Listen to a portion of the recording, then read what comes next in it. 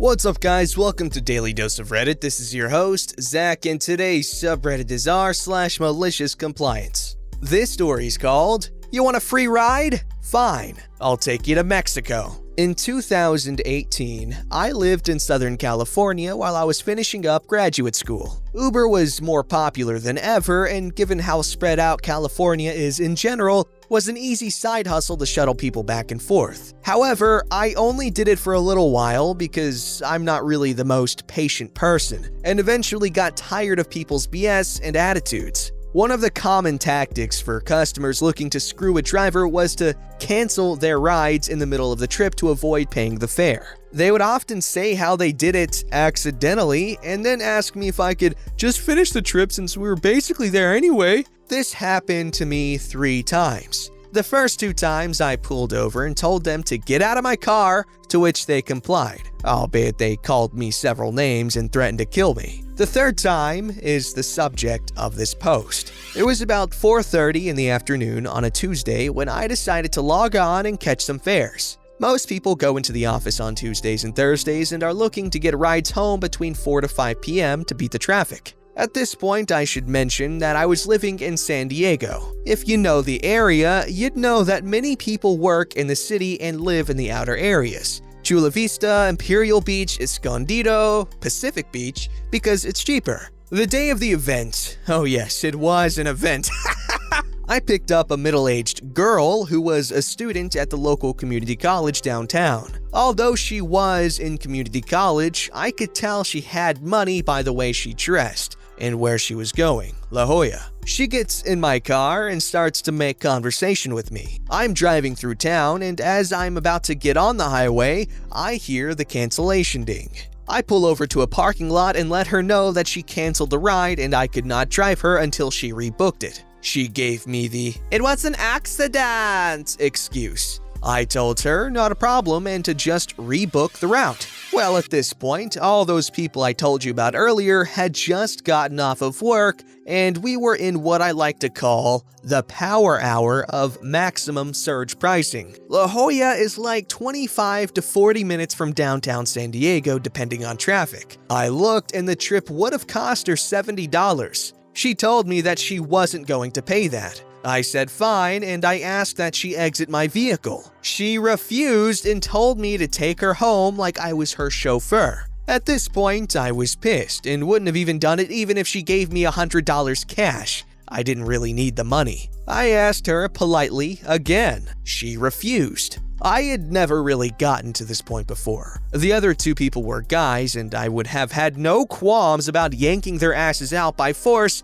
and beating them in the middle of the highway. However, that wouldn't have been a good look in this situation. I thought about going to the police, given we were like 3 blocks from the headquarters, but I wanted her to feel the burn. Cue malicious compliance. I asked her if she wanted a free ride. She suddenly perked up and said, "I knew you'd come around. You are such a nice guy." I said, "Buckle up," and we got on Interstate 5. Here's the part where I tell you that San Diego is 16 miles from the Mexican border. I also keep my passport in my glove compartment because I did volunteer work in Rosarito every so often. We were about 4 minutes into the ride when she asked where we were going. I turned around and told her, "I'm going to Tijuana, and I'm glad you could join me. I hope you brought your passport." At first, she didn't think I was serious, but by exit 4, she started to panic. I told her she was welcome to get out at any time, but she needed to make a decision soon because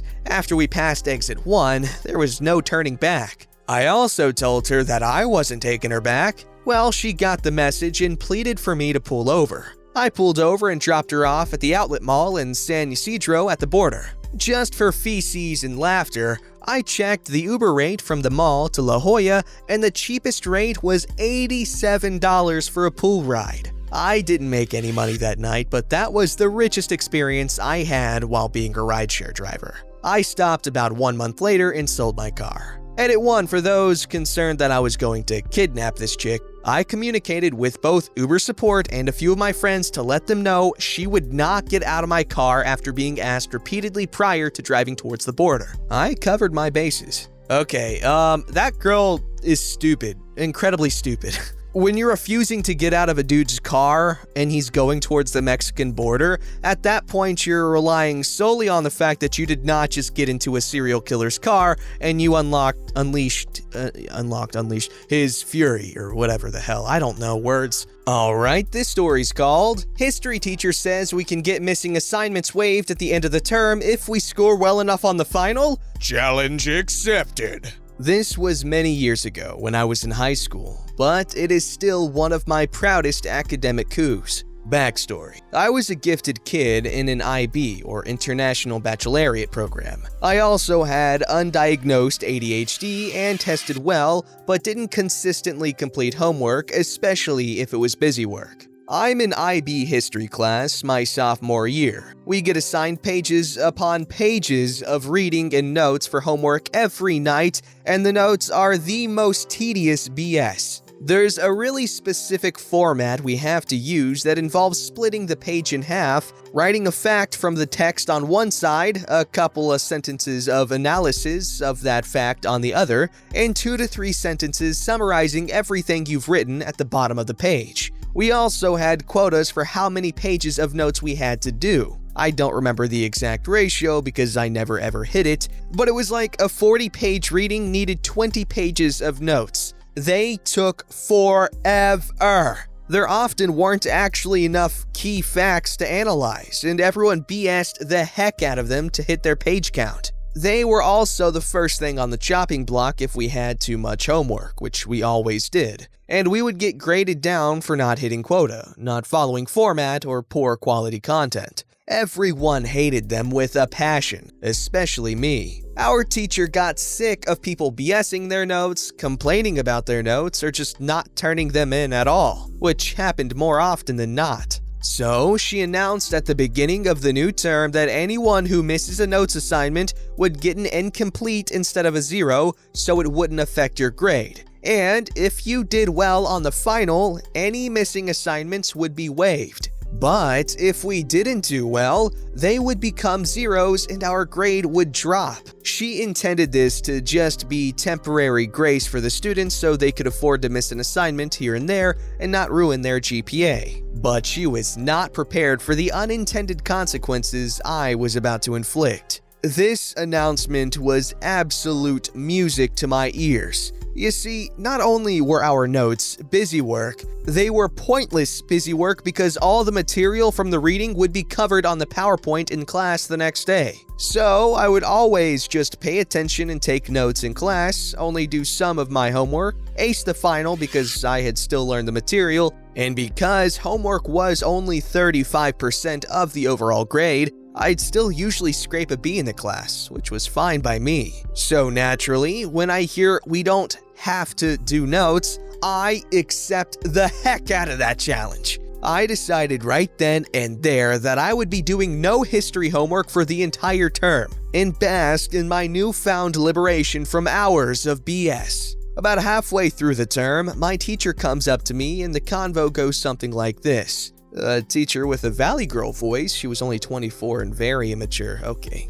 OP, I noticed that you haven't turned in any notes at all yet this term. I'm kinda concerned about that. Well, you said if we did well on the final, we would get our notes waived. Well, I mean, yeah, but if you don't do well, you're gonna lose a huge chunk of your grade. Okay, and? Bothered, she says, I mean, you should really turn some notes so that doesn't happen. It's okay, I'm good. Teacher, really bothered. Are you seriously planning on just not doing any notes all term?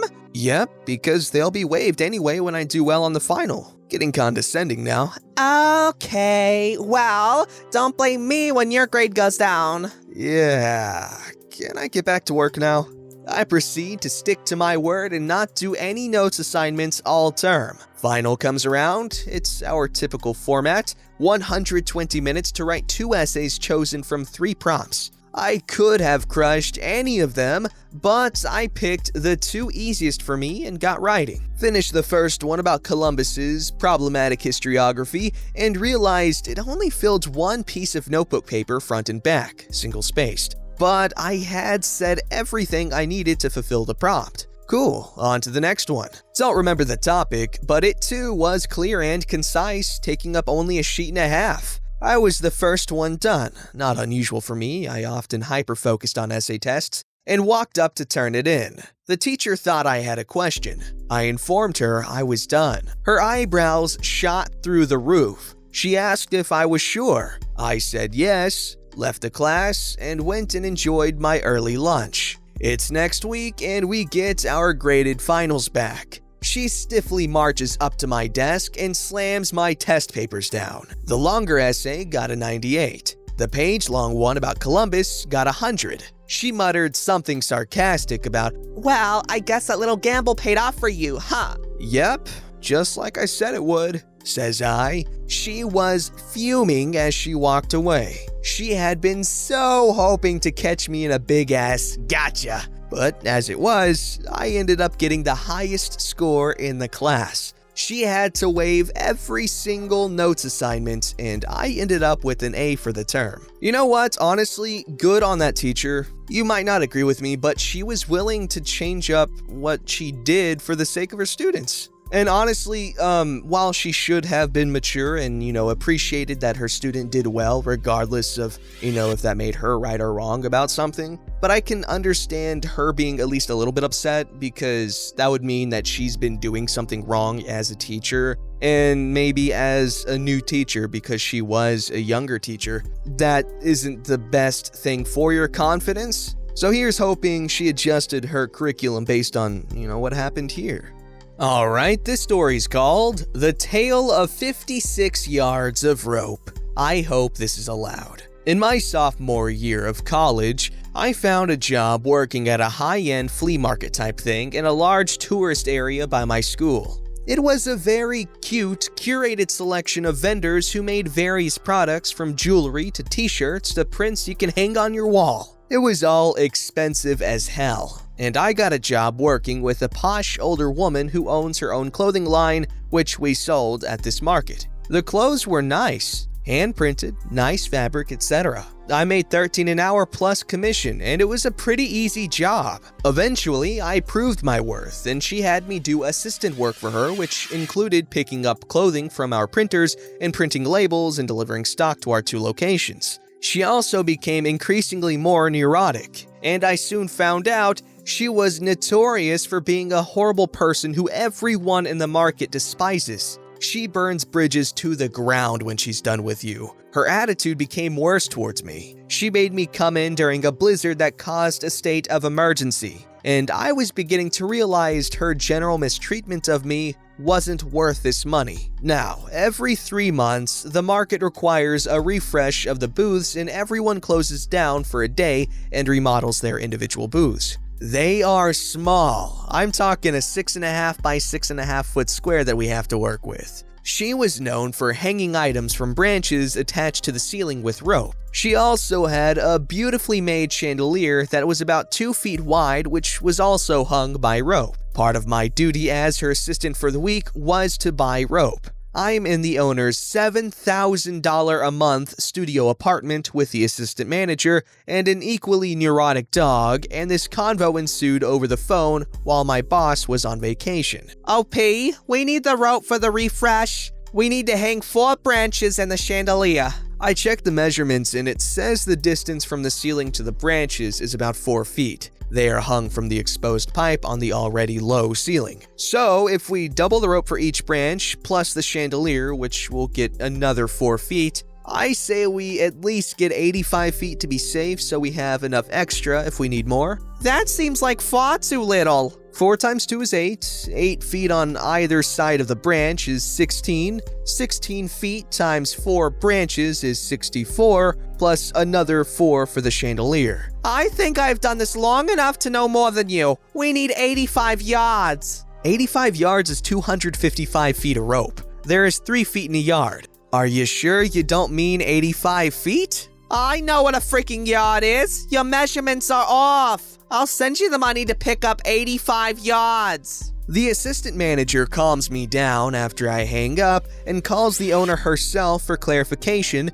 and sends her a photo of the measurements and clarifies that the owner is aware of the difference between a foot and a yard. Owner doubles down and calls us idiots. Hangs up again. At this point, my assistant manager tells me to just get the 85 feet and call it a day. But I was so angry that I insisted I show her that she's wrong. Assistant manager reluctantly agrees. I get $20 and go to Home Depot for the rope. Of course, the max they have in the spool I saw was 50 feet. I need freaking 255. I explain to the worker and he gets me several spools, which cost me $30 each. Yet again, I send a photo to my boss and explain I need more money and make sure she's aware she's buying this much rope. Again, she sees me with 5 spools of rope and gives me the okay along with the extra money. Assistant manager and I are in charge of supervising the guys we hired to help us assemble the new furniture we bought for our booth. Unsurprisingly, the furniture is too large for the booth because she didn't check the measurements, so we had to cut a cabinet in half. As it comes together, it's time to put up the branches with the rope. Again. Unsurprisingly, we only use a little over 1 spool of rope. We now have 4 extra spools we don't need. The guys building everything call my boss to ask what to do with the rest of the rope, and she loses it. Starts screaming that I was too irresponsible and should have gotten less and should have never listened to her, and I scammed her out of $100 to buy rope we didn't need. All the while, my assistant manager and I are standing there slack-jawed as the contractors get an earful on speaker. Everyone else, refreshing their stations, are staring at us, and I have tears in my eyes and 4 spools of rope.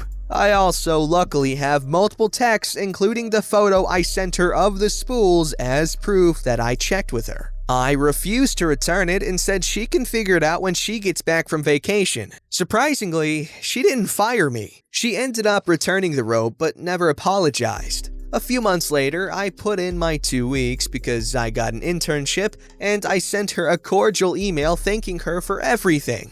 In response, she sent me a bulleted list of all the reasons why she was about to fire me anyway, and how she was glad I quit before she could do so. Number 5 on the list? Buying too much rope. Okay, you know what? That's kind of sad. Independent business owners should really have systems in place that holds them accountable when, the accountability needs to be held. Because that's just sad and ridiculous that someone is getting bullied like that. Anyway, we all know what those goth girls always are saying about rope.